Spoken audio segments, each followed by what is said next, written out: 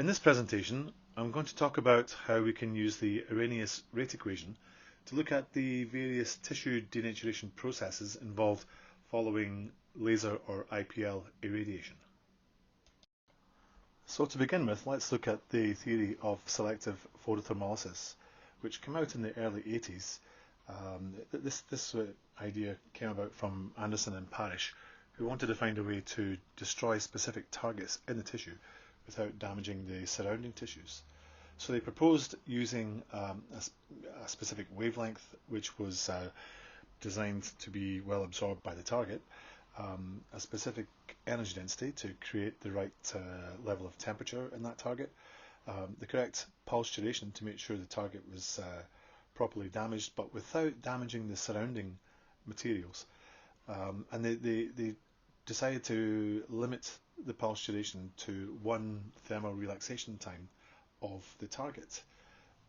This theory worked well in principle, but and has done for about 40 years, but there are some difficulties with it, which we'll go into in this talk. In 2001, Altschuler and his colleagues extended this theory. They looked at the geometry of the targets in the skin, so this was hair and blood vessels, and they improved, you could say, this theory. But the problem with both the original and the extended theories is that they essentially talk about the cooling time of the target. That's really what the relaxation time is. It's a cooling time, and they both recommend heating the target with a laser impulse within the cooling time. They both also refer to coagulation when the target tissues reach 70 degrees in the original theory or 65 degrees in the extended theory in 2001.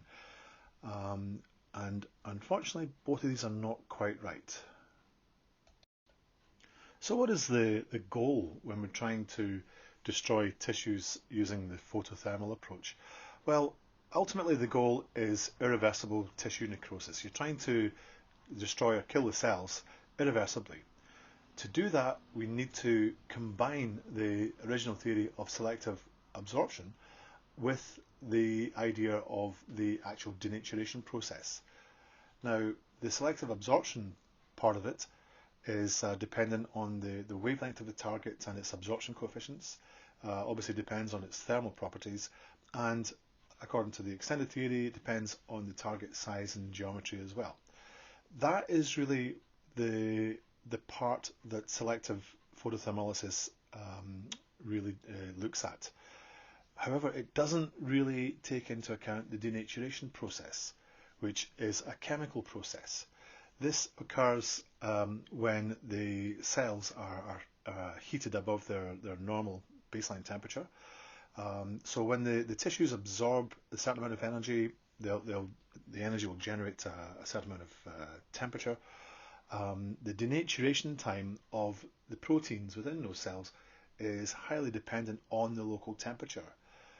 So the higher the temperature, the shorter the denaturation time. And these are all determined by the tissue's intrinsic Arrhenius parameters.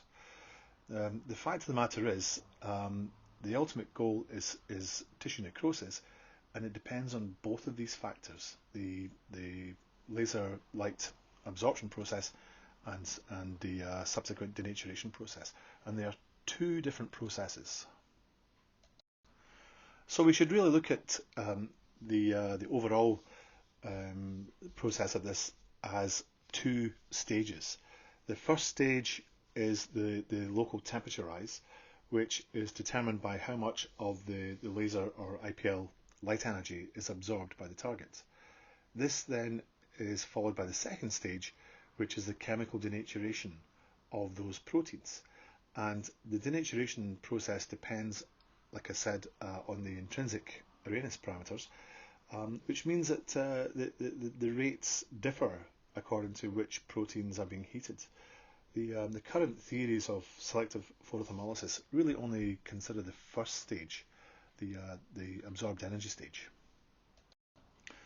The Arrhenius damage integral is a well-known equation. It's been used for couple of hundred years now, I think, and it's used in all sorts of applications in chemistry and physics and various other food, I think. And what it tells us is that the accumulated damage of the proteins can be achieved by applying a certain temperature for a certain time. Now, conventionally, we talk about irreversible damage occurring when 63.2% of the volume of those cells are damaged. So this is a well-known level that's been chosen. It basically means that once you achieve an omega of 1, which is equivalent to 63.2% of damage, then the cells cannot regenerate. Below that level, the tissues may well regenerate. Above it, potentially not. Now, I suspect this is not true in all cases, but it's a suitable level which we can all work towards. It might be that sometimes it's a little less, sometimes a little more. But we can use the Arrhenius equation to calculate how much damage has occurred in the proteins.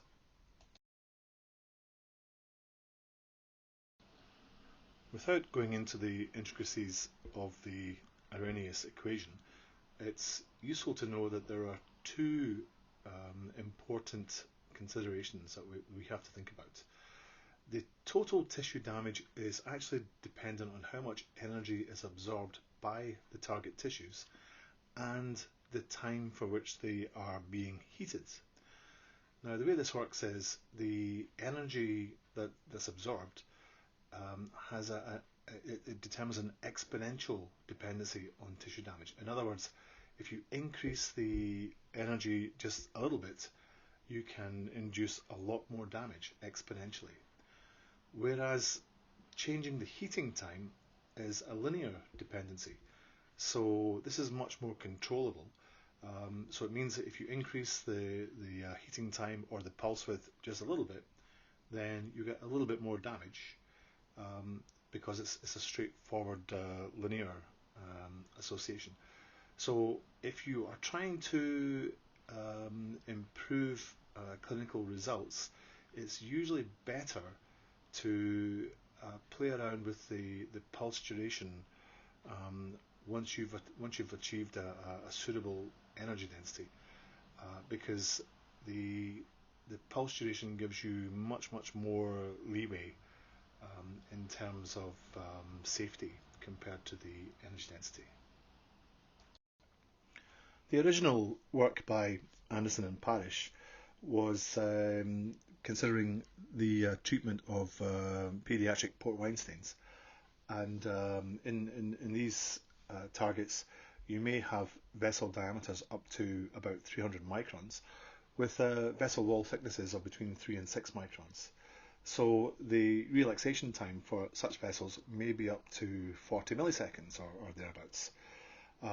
But we know from recent history, certainly in the last 20 years, that both pulse lasers, pulse dye lasers usually, and IPL systems can treat such vessels quite successfully, even though the IPLs can deliver energies up to 250 milliseconds. So this is well in excess of the relaxation time. And the reason for this is that the denaturation time of the proteins does not equal the relaxation time of the targets, nor does it equal the pulse duration.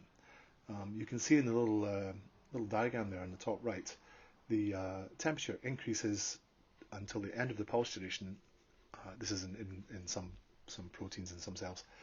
And then the temperature will decay as the heat energy spreads out into the local surroundings. Once the temperature has reduced by 50%, then we say that's one relaxation time. But the denaturation time doesn't depend on that at all. There's no direct link between the cellular denaturation time and the relaxation time. They're two completely independent times. And likewise, you can see that the pulse duration doesn't really come into it either. Well, it does to a certain extent, but it really comes down to the actual the properties within the cells themselves.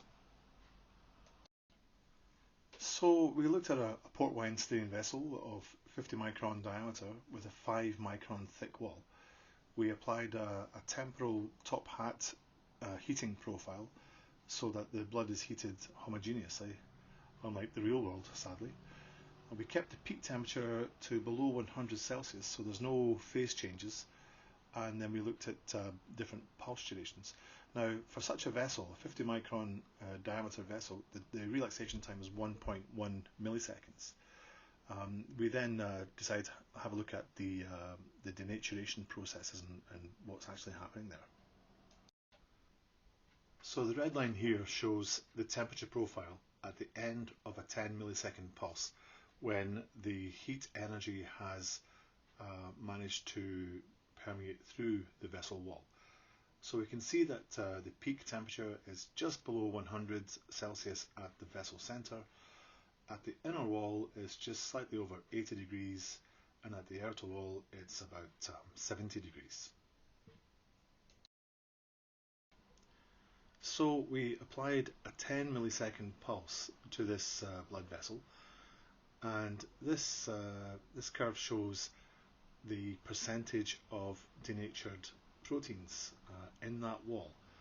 So on the left hand side, at 20 microns radius, that's the inner wall, the percentage of denatured tissue is just about 100%. Whereas at the outer wall, which is only 5 microns further out from the center, the percentage of denatured proteins is just slightly more than 20%. So there's quite a variation across this wall thickness in terms of denatured tissue. And in actual fact, the point where omega equals 1 is around about the middle, 22.5 microns, just by coincidence actually. So everything within the 22.5 micron radius in the wall has been denatured, and everything outside of that has not.